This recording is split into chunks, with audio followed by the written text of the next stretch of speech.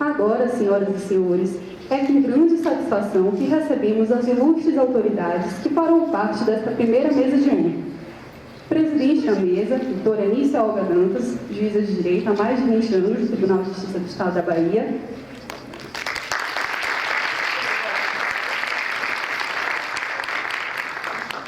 Presidente da Belecom, Laércio Alves.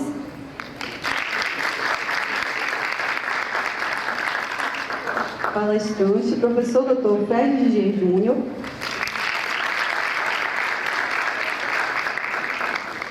E palestrante, professor Salomão Viana.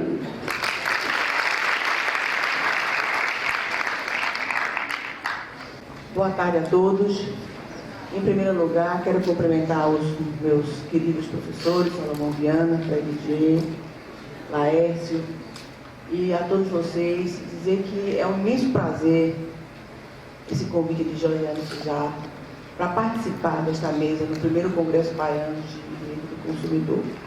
E dizer a vocês sobre a importância desse encontro, porque nós estamos há 25 anos lutando pela concretude do Código de Defesa do Consumidor.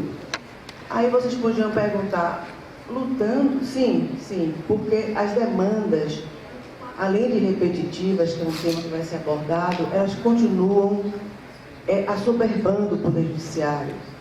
Os fornecedores continuam insistentes em descumprir regras que muitas vezes têm aplicação imediata e autônoma. Então, é com imenso prazer que eu estou aqui, não só como presidente de mesa, mas também para testemunhar as brilhantes palestras que no decorrer dessa tarde nós teremos o prazer de ouvir. Bem, boa tarde a todos. Em nome da Belecom, eu agradeço pela ilustre presença das autoridades que estão aqui na mesa. Saúdo a presidente da mesa, a doutora Anícia Olga, e dois professores da casa, de onde estudamos, praticamente todo o auditório aqui vem da Universidade Federal da Bahia. Então, desejo a todos ótimas reflexões e uma excelente palestra. Ouviremos agora a palestra do professor Fred Didier Júnior sobre o tema O incidente de demandas repetitivas e a importância para a defesa da coletividade consumerista. Professor Fred, graduado em Direito pela Universidade Federal da Bahia, mestre em Direito pela Universidade Federal da Bahia, doutor em Direito pela Pontifícia Universidade Católica de São Paulo, pós-doutorado na Universidade de Lisboa e livre docência na Universidade de São Paulo. Advogado, professor associado da Universidade Federal da Bahia, diretor acadêmico da Faculdade Baiana de Direito. Vamos lá.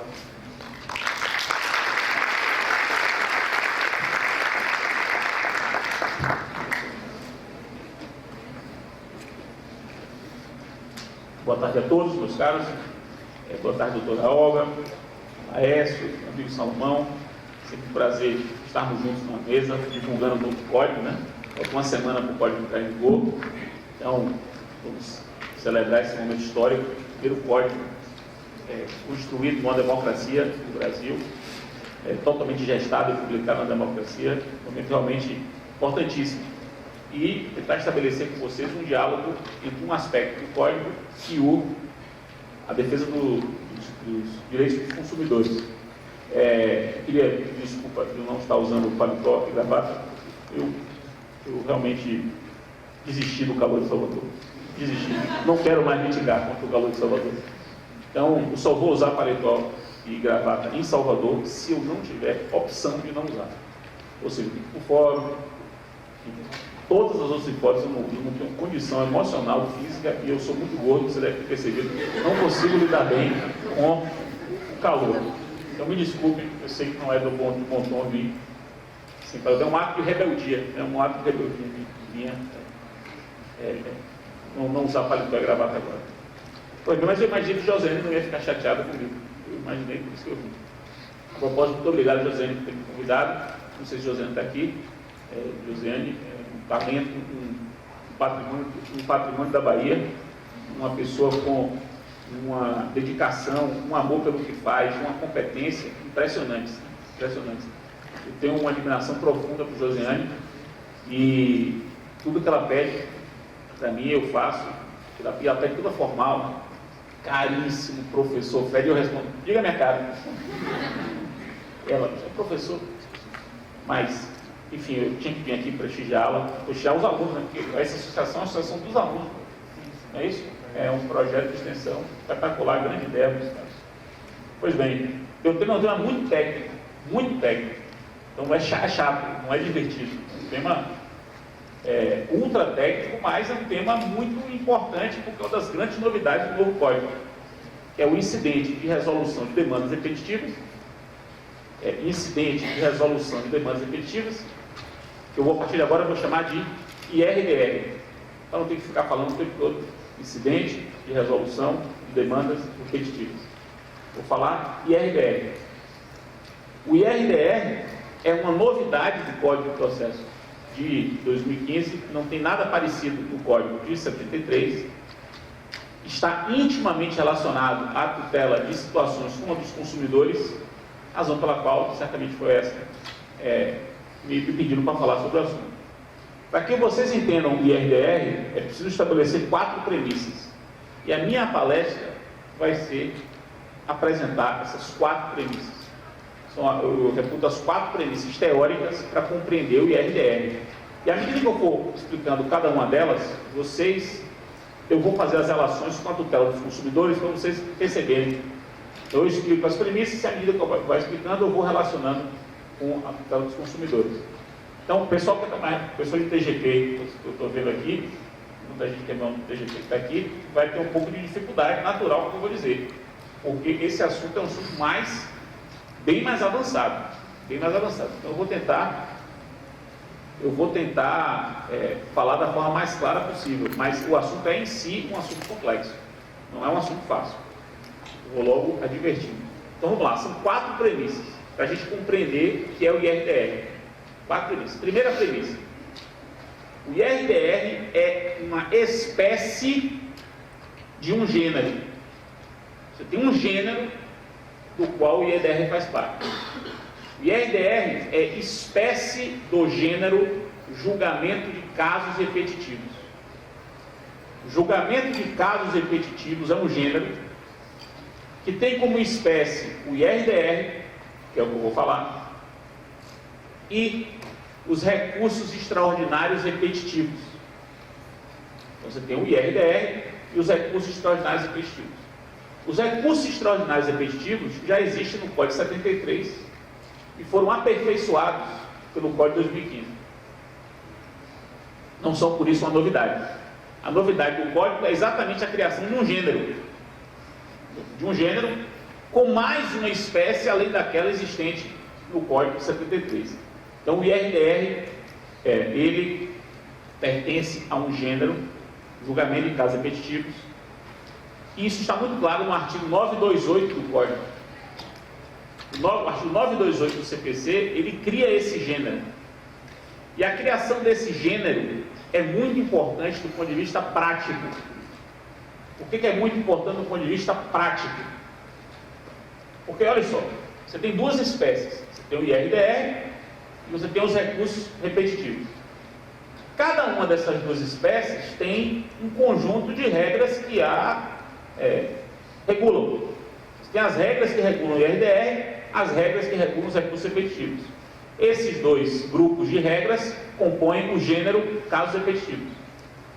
Quando você percebe que há esse gênero, e o Código deixa isso claro, isso significa que sempre que você se deparar com algum tipo de lacuna no regramento do IRDR ou dos repetitivos, sempre que houver algum tipo de lacuna, faltou regrar determinada coisa, e houver regramento na outra espécie, faltou algo no IRDR, no regramento do IRDR faltou alguma coisa, mas tem regramentos semelhantes dos recursos repetitivos, ou vice-versa, faltou um tipo de solução para um problema nos recursos repetitivos, mas tem regramento para uma situação como aquela no IRDR. Sempre que acontecer uma situação como essa, você vai buscar na outra espécie a analogia. Quando você cria esse gênero, significa que essas 2 espécies têm os seus regramentos comunicáveis. Eles se comunicam, se complementam. Então, o que faltar no regramento do IRDR e estiver ao correspondente dos repetitivos, você vai buscar lá. O que faltar nos repetitivos e tiver correspondente no IRDR, você vai buscar no IRDR. Há, portanto, um sistema. De normas relacionadas ao julgamento de casos repetitivos. Há um sistema de normas relacionadas ao julgamento de casos repetitivos. Esse sistema é composto das normas relativas ao IRDR e das normas relativas aos recursos repetitivos. Essa é uma premissa absolutamente indispensável. Absolutamente indispensável. E eu vou dizer isso por quê? Porque realmente acontece muito de a disciplina do IRDR, em alguns casos, ser mais completa do que a dos recursos repetitivos, e a dos recursos repetitivos ser mais completa em outros casos do que o IRDR. Então, sempre falta alguma coisa. Tanto que, quando eu tive que escrever sobre esse assunto, e eu demorei bastante para escrever sobre esse assunto, que é um assunto realmente muito complexo, demorei 1 ano para poder escrever sobre esse assunto, só saiu agora, em 2016, quando eu consegui terminar o volume 3 do meu curso. Então, tive que atualizar o volume 3, que é a parte de recursos, e aí eu criei um capítulo que se chama Julgamento de Casos Repetitivos, para tratar do IRDR e dos recursos repetitivos. Mas a minha metodologia foi: eu vou examinar tudo que for comum a ambos, e depois eu examino as especificidades de cada um dos dois. Isso é muito importante. Eu pode dizer para vocês com alguma tranquilidade, eu só pude compreender melhor esse sistema depois que eu parti dessa premissa. Porque aí as coisas vão se encaixando e os problemas vão se resolvendo com mais facilidade. Segunda premissa. Segunda premissa é a seguinte: o código fala em incidente de resolução de demandas repetitivas. Olha o nome: incidente para resolver, resolução, demandas repetitivas, que seriam demandas de massa. Então, cria-se um incidente no tribunal para o tribunal resolver demandas que se repetem. Pois bem, qual é a segunda premissa? A segunda premissa é que há um equívoco nesse nome. Esse nome, incidente de resolução de demandas repetitivas, leva você a cometer um equívoco. Porque olha só, o objeto do incidente de resolução de demandas repetitivas não é a solução de demandas repetitivas, é a solução de questões repetitivas, e não demandas repetitivas, mas sim de questões repetitivas. O que é isso, meus caros? Se uma mesma questão de direito, por exemplo, leasing é contrato de consumo, por exemplo, os pressupostos para a inversão do ônus da prova, do inciso 6 do inciso 8 do artigo 6º do CDC, são cumulativos. São cumulativos, é uma questão de direito. São cumulativos ou são alternativos? É uma questão. Leasing é contrato de consumo, é uma questão. São questões de direito. Sempre que uma questão de direito se repetir em diversos processos, em vários processos a mesma questão de direito se repete, é possível ir ao tribunal e suscitar o IRDR para que o tribunal decida qual é a solução uniforme a ser dada a essa questão de direito que se repete. Mas a questão de direito pode se repetir em diversos processos, mesmo que esses processos não sejam repetitivos. Você pode, uma mesma questão pode estar em processos absolutamente diferentes. Absolutamente diferentes. Um exemplo. O exemplo da inversão do ônus da prova no CDC. A inversão do ônus da prova é uma questão processual que pode acontecer em qualquer processo do consumidor, mesmo que sejam processos absolutamente diferentes entre si. Absolutamente diferentes. Mas a mesma questão vai surgir. Os pressupostos da inversão são cumulativos ou alternativos? Repare que é uma mesma questão que existe em diversos processos que são diferentes entre si. O IRDR, ele serve à solução de questões que se repetem em diversos processos. e não necessariamente de demandas repetitivas. Por isso que o nome correto deveria ser incidente de resolução de questão repetitiva, não necessariamente demanda repetitiva. E a questão que se pode repetir, a questão que uma vez repetitiva autoriza a instauração do IRDR, é uma questão que pode ser de direito processual ou material. Você pode querer discutir questões materiais repetitivas como processuais repetitivas. Vejam, por exemplo, que eu dei 2 exemplos aqui, né? Leasing é contrato de consumo, é uma questão de direito material. Os pressupostos da inversão dos ônus da prova são cumulativos ou alternativos, é uma questão processual. Qualquer uma das duas poderia ser objeto do IRDR. Então, isso é um outro erro que vocês não podem cometer. O incidente de resolução de demandas repetitivas, ele serve à solução de qualquer tipo de questão de direito, qualquer uma, desde que seja uma questão de direito que se repita em diversos processos. Seja uma questão de direito material, seja uma questão de direito processual, seja uma questão de direito individual, seja uma questão de direito coletivo. Um exemplo de direito coletivo do consumidor. A BDCOM, uma associação. Certamente um dia ela vai querer propor ações civis públicas para a defesa dos interesses dos consumidores. Pode ser que ela proponha umas 10 ações civis públicas de uma vez. Mas pode ser que ao propor as 10 surja um debate. A BDCOM tem legitimidade para propor essa ação? É uma questão que vai surgir. A BDCOM é um dos legitimados? Vai surgir essa questão. Essa questão é uma questão processual, que vai se repetir nas 10 ações propostas pela BDCOM. Essa questão processual poderá ser objeto de solução pelo IRDR, e percebam, os processos podem ser absolutamente distintos um do outro. Então é preciso abrir a cabeça. E eu vejo, meus caros, isso é uma informação que parece trivial, mas não é.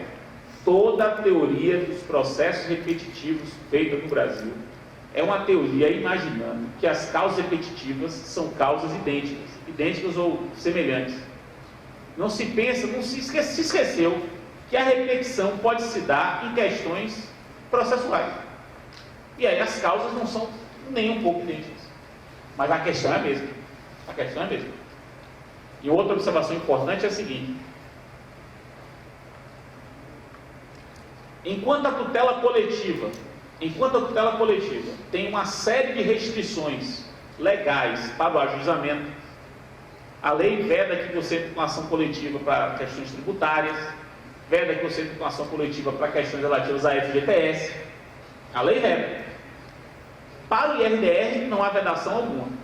Qualquer questão de direito, de qualquer ramo do direito, individual ou coletivo, material ou processual, pode ser objeto de IRDR. Não há nenhuma restrição. Nenhuma restrição. Beleza? Agora para a terceira premissa. A terceira premissa é a seguinte: o IRDR é uma figura processual de natureza híbrida. Híbrida. O que eu quero dizer com isso? O IRDR é um incidente processual que serve a 2 propósitos. Ele serve a 2 propósitos. Quais são os 2 propósitos para os quais serve o IRDR? Primeiro, o IRDR é uma técnica criada pelo Código para que um tribunal forme um precedente obrigatório em torno da questão repetitiva. Observe o que eu estou dizendo. Primeira função do IRDR. O IRDR é uma técnica criada pelo Código para que o tribunal forme um precedente obrigatório sobre a questão repetitiva. Qual é o propósito? O tribunal instaure o IRDR, Tribunal da Bahia, instaure o IRDR, decida qual é a solução que se reputa melhor para essa questão repetitiva, e essa solução se torna um precedente obrigatório para casos futuros. Casos futuros deverão observar o precedente obrigatório criado em IRDR. Precedente obrigatório em matéria processual, em matéria de direito material, em direito individual e direito coletivo. Primeira função do IRDR é isso, é um modo de se produzir precedente obrigatório. A segunda função do IRDR é a de gerir e julgar casos semelhantes. Gerir e julgar casos semelhantes. Aí é uma outra coisa. Existem diversos processos em andamento em que a mesma questão é discutida. Diversos. Aí você percebe isso, percebe que há diversos processos em que se discute a mesma coisa e suscita o IRDR. O tribunal instaura esse IRDR com que propósito? Primeiro propósito, formar um precedente obrigatório para os casos futuros semelhantes àquele em que se discute a mesma questão. Segundo propósito, administrar esses processos que estão pendentes e que precisam ser julgados. Esses processos precisam ser julgados. Então, o que é que o IRDR faz? O IRDR faz com que, preste bem atenção, o tribunal escolha um desses casos. Vamos imaginar que haja 60 casos em que se discute a mesma questão. O tribunal escolherá um deles, para ser o caso, vamos chamar ele de caso piloto. Seu caso piloto. O tribunal vai escolher um deles, um caso piloto, uma amostra, e vai paralisar os outros 59. Quer dizer, paralisa os outros 59, não tramita os outros 59, porque eu vou julgar esse caso piloto, ou julgá-lo, vou fixar a tese para casos futuros semelhantes. Com a tese fixada, o que é que vai acontecer com os outros 59 processos que estavam parados? Os 59 processos que estavam parados, você vai aplicar a tese que o tribunal firmou. E nos processos futuros, você também vai aplicar a tese que o tribunal firmou. Então, o que o IRDR faz? Ele ajuda o tribunal a gerir, os processos repetitivos que estão sob sua responsabilidade. Gerir de que maneira? Em vez de julgar os 60, ele vai julgar um, que é o processo piloto.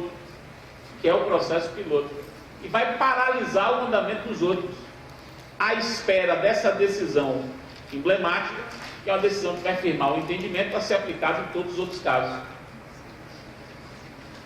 Quando você percebe que o IRDR tem esses dois propósitos,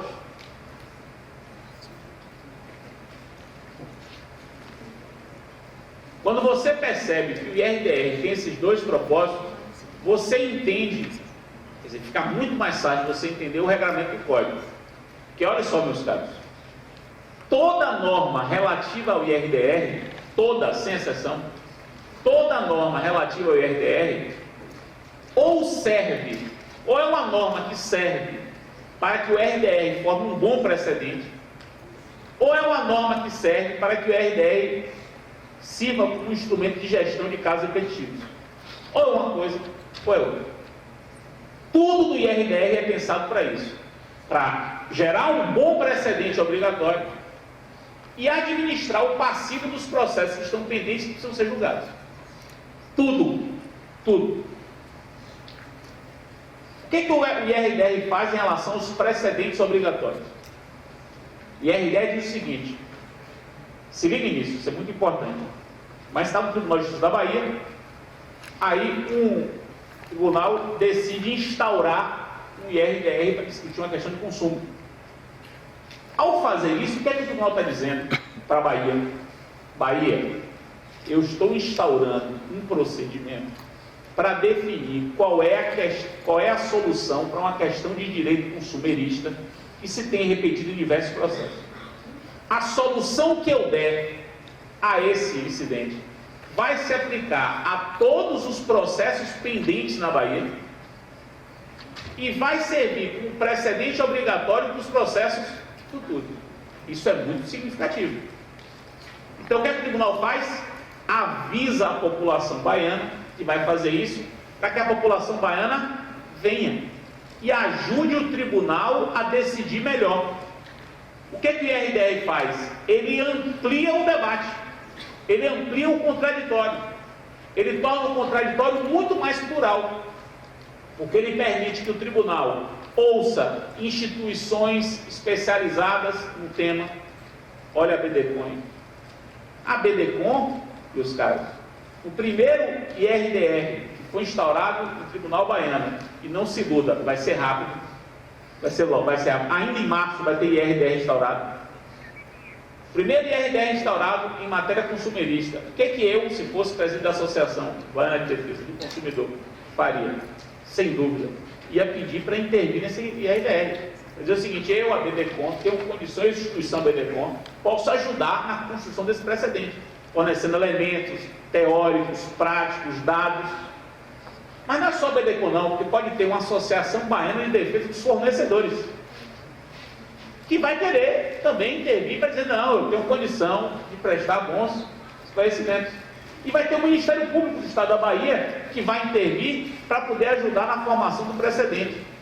E haverá especialistas, como Salomão, que vai ser chamado para falar sobre o assunto. Joseane, que vai ser chamada para falar sobre o assunto, que pode se falar. O tribunal vai abrir o diálogo com a comunidade. Por quê? Porque no final das contas, o que ele decidir ali vai valer para todos os processos pendentes, que aquela questão está sendo tratada, e também serve como precedente para os casos futuros semelhantes. Daí a importância do IRDR. Por que isso tem totalmente a ver com causas de consumo? Porque as causas de consumo são um dos ambientes mais propícios para a repetição das questões. Ora questões de direito material, ora questões de direito processual. Se tudo caminhar como se imagina que vai caminhar, os problemas relativos ao direito do consumidor, problemas de massa, chegarão ao tribunal e serão todos resolvidos por IRDR.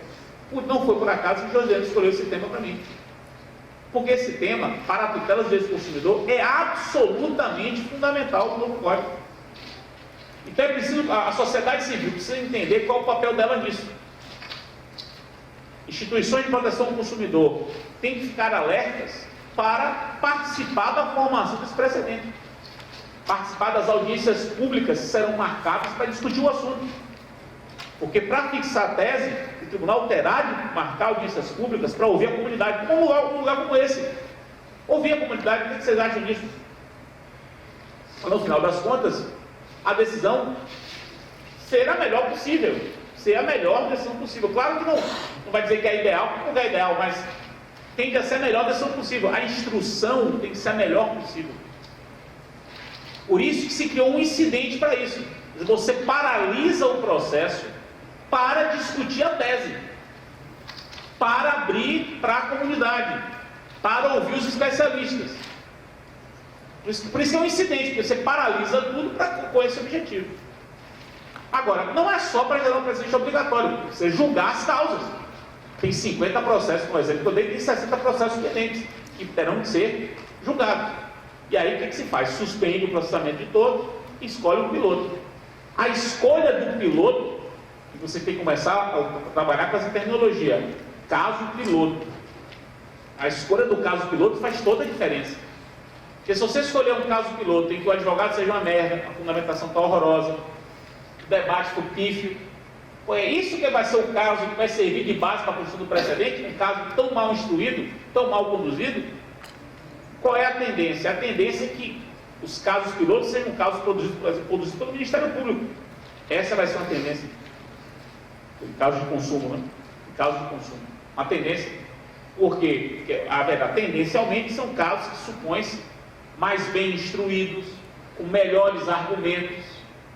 Porque o caso piloto, pelo código, o piloto tem que ser um caso que represente bem a controvérsia.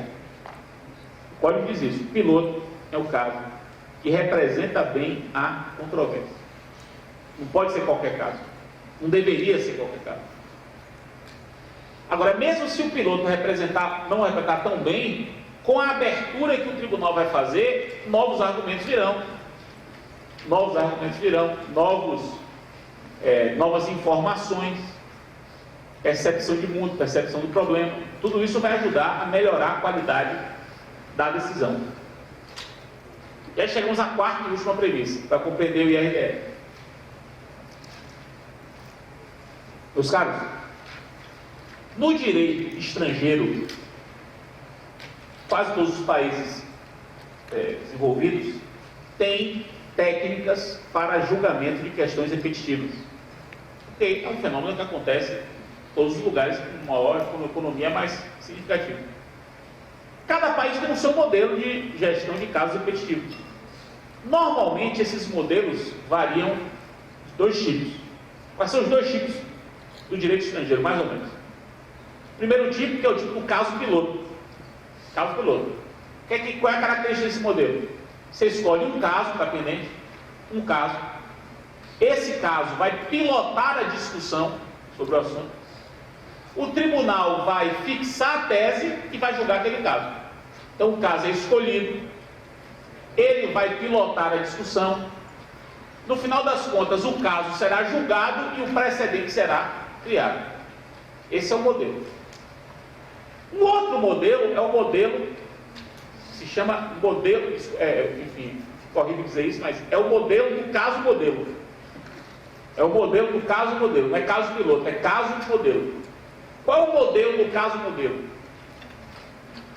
O caso modelo é o seguinte: o tribunal identifica que a questão está sendo discutida e pega um processo como um pretexto para discutir a questão. O processo escolhido é um pretexto. O tribunal não vai examinar aquele processo, ele usa o processo apenas como um pretexto para discutir a tese. Aí o tribunal fixa a tese, mas não julga o caso. Ele pega um caso como um pretexto para poder discutir o assunto, discute o assunto, fixa a tese e caberá aos juízes onde tramitam os casos julgarem os casos. Então, no caso piloto, o tribunal fixa a tese e julga o caso piloto. No caso modelo, o tribunal só usa o caso como um pretexto, ele não julga, somente fixa a tese. Pois bem, qual é o modelo do Código Brasileiro? O Brasil adotou que modelo? Como quase sempre acontece, o Brasil adotou um modelo misto. Quase sempre assim. Um modelo misto. Por que é um modelo misto? Porque o Código diz o seguinte: inicialmente é caso piloto. Inicialmente é caso piloto. O tribunal vai escolher um caso representativo e vai julgá-lo. Vai escolher e vai julgá-lo, fixando a tese para outros casos. Essa é a regra geral. Só que o mesmo Código diz o seguinte, preste atenção nisso. O mesmo Código diz o seguinte, que o autor do caso piloto, o autor do caso que foi escolhido como piloto, o autor pode desistir do caso. Desistir, não quero mais. E aí o Código diz, tudo bem, você que foi escolhido para pilotar a controvérsia não quer mais discutir. Tudo bem, eu aceito, mas eu vou fixar a tese. O tribunal, ele tem que admitir a desistência, mas vai prosseguir para fixar a tese. Olha, aí o tribunal vai prosseguir para fixar a tese, mas não vai julgar caso nenhum. Por que não vai julgar caso nenhum? Porque o titular do caso desistiu dele. Então, depois de um caso ter sido escolhido, se houver desistência, prossegue-se como caso modelo. O caso é piloto. Essa é a regra. Mas o nosso sistema autoriza que o piloto desista do seu caso. Desiste. Beleza? Mas a fixação da tese permanece. Então há uma transmudação de caso piloto para caso modelo. Agora o que eu lhes pergunto, vocês conseguem intuir com as parcas informações que eu dei, por que o legislador fez isso? Por que o legislador disse que o piloto escolhido, se o piloto escolhido quiser desistir, vai prosseguir para fixar a tese, mesmo tendo havido desistência do caso? Por uma razão, meus caros. Porque se não fosse assim, todos os litigantes habituais, os fornecedores contra os quais a ABDCOM se opõe, aos quais a ABDCOM se opõe, Os fornecedores, os bancos, quando percebessem que um caso deles tivesse sido escolhido para ser o caso piloto, o banco poderia pensar assim: rapaz, meu caso vai ser o piloto. O tribunal vai julgar meu caso, vai fixar uma tese obrigatória para todo mundo? Existe. Existe. Porque aí o tribunal não fixa a tese. E eu continuo apostando na incerteza, na indefinição, que é muito valiosa para os litigantes habituais. Quanto mais incerteza, mais chance dos litigantes habituais ganhar dinheiro. Então, o que estava acontecendo? Já acontecia muito isso. O litigante habitual, cujo caso foi escolhido, desistia do caso para impedir a formação do presente obrigatório. Aí o que o Código fez? Quer desistir? Desiste. O seu caso não vai ser julgado. O seu caso não vai ser julgado. Mas agora ele vai fixar a tese. Já que instaurou para discutir, vamos fixar a tese. Então o modelo é um modelo misto. E esse modelo misto gera uma transformação. Estou defendendo isso, não sei se Salomão concorda. É algo, vocês já conversei com ele sobre isso. Mas esse modelo misto que o Código consagra, algumas pessoas já defendiam isso, mas o Código consagra, esse modelo misto faz com que agora nós tenhamos uma decisão de tribunal. Olha só, a decisão do tribunal, se for a decisão padrão, vai ser uma decisão que fixa a tese e julga o caso. Decisão padrão. Mas pode ter uma decisão que só fixa a tese, sem julgar caso nenhum. E aí nós temos então a chance, quer dizer, nós estamos vendo uma situação em que a jurisdição foi provocada não para resolver caso. O tribunal vai responder uma provocação sem resolver caso nenhum. O tribunal vai responder uma provocação fixando uma tese jurídica aplicável a outro estado. É um tipo de atividade jurisdicional com a qual nós não estamos acostumados. É um tipo de atividade jurisdicional que exige uma reinterpretação de uma série de consequências processuais. Porque se o tribunal fixa a tese e julga o caso, com isso nós já estamos acostumados no Brasil. Fixou a tese e julgou o caso, isso nós estamos acostumados. É um acordo, digamos assim, normal. Mas um acordo do tribunal que não julga caso nenhum, só vai fixar uma tese, é uma resposta judicial admitida pelo Código que muda a ideia que nós temos de jurisdição. Muda a ponto, meus amigos, de fazer com que a gente levante a seguinte pergunta: se o acórdão só fixa a tese, sem julgar o caso, eu já mostrei para vocês que isso é possível. Se o acórdão só fixa a tese e não julga o caso, caberá recurso? Caberá recurso. Isso é um problemaço. Problemaço. Nunca se admitiu recurso no Brasil sem julgamento de caso. Até já se admitiu que você, tendo julgado o caso, você discuta a formação da tese, mas com o caso julgado. Recurso sem que tenha havido o caso julgado, pelo menos que eu saiba, nunca se admitiu. Vai se admitir agora?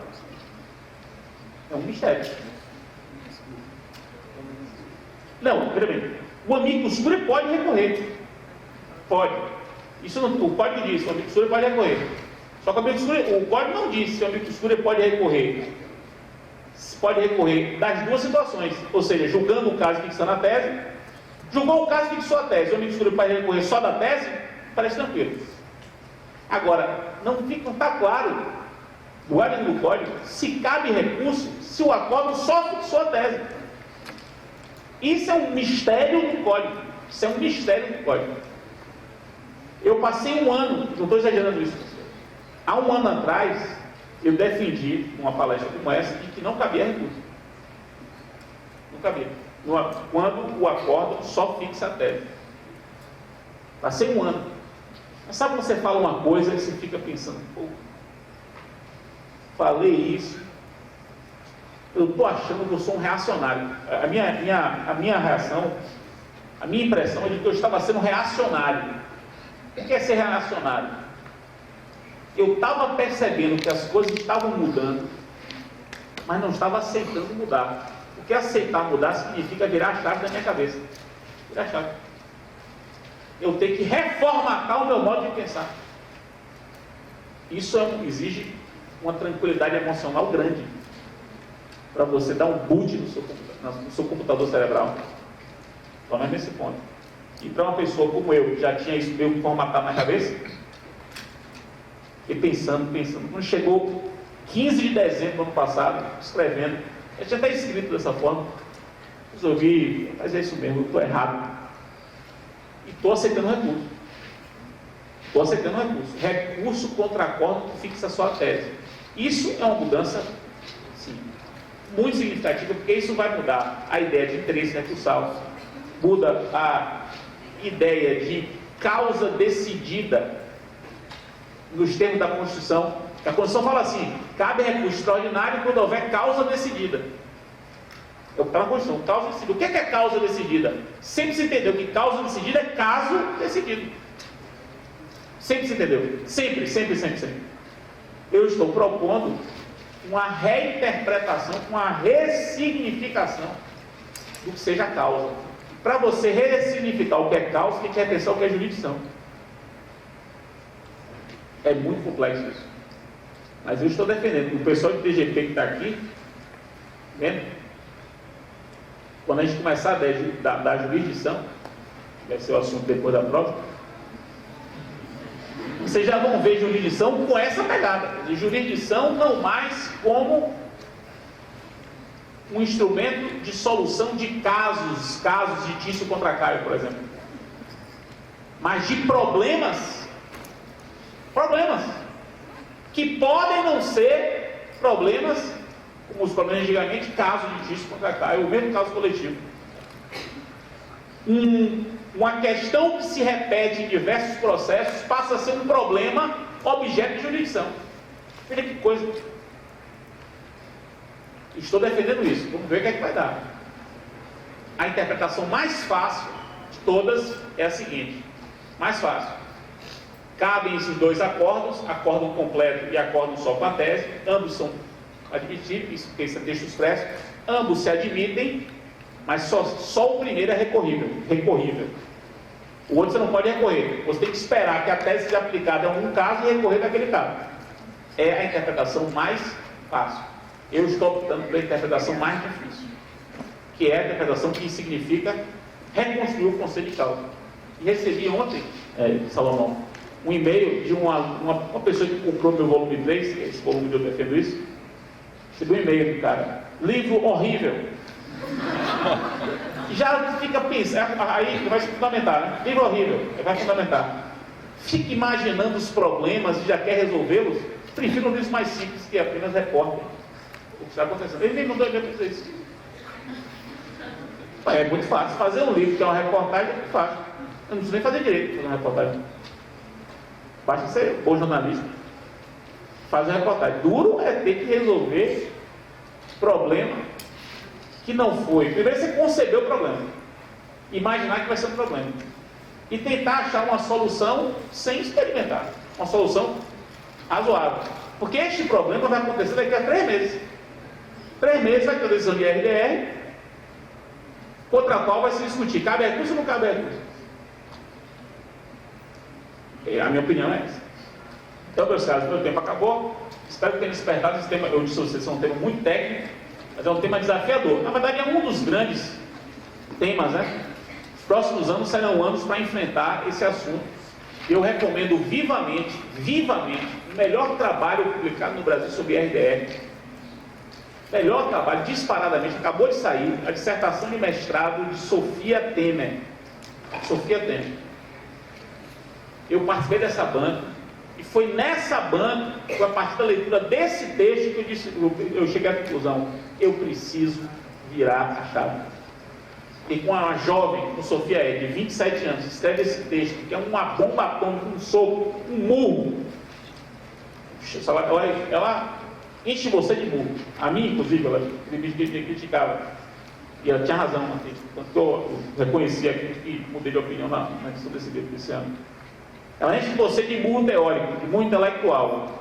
Minha de 27 anos fazendo isso, e eu, já com 41, vou ficar me acovardando? Não posso. Esse livro de Sofia é espetacular. Essa segunda premissa que eu falei com vocês, que não é demandas repetitivas, mas questões repetitivas, é dela. Ela teve essa sacada. Ninguém tinha falado isso. E essa sacada que é dela, simplesmente muda quase tudo sobre a RDE. É impressionante. Muda, porque é uma coisa tão simples de ser entendida, não tem muita dificuldade de ser entendida, mas todo mundo só estava formatando a sua mente para pensar em causas repetitivas, como demandas repetitivas. Não conseguia pensar que podia ser questões repetitivas em demandas heterogêneas. Ela percebeu isso nesse livro, Incidente de Resolução de Demandas Repetitivas, de Sofia Temer. Recomendo vivamente, vivamente. E sigo bastante o que ela diz, discordo de muita coisa. Ela tem uma premissa com a qual eu não concordo. Ela acha que nunca é caso piloto. Para ela, nunca é caso piloto. Nunca. É sempre caso modelo. Eu não concordo com isso, eu acho que isso é contra o texto expresso do código. Mas tudo mais é uma grande contribuição. Leiam, Sofia Temer, Incidente de Resolução de Demandas Repetitivas. Era isso, o tempo acabou. Muitíssimo obrigado, Josiane. Chegou agora, valeu pelo convite. Um abraço forte.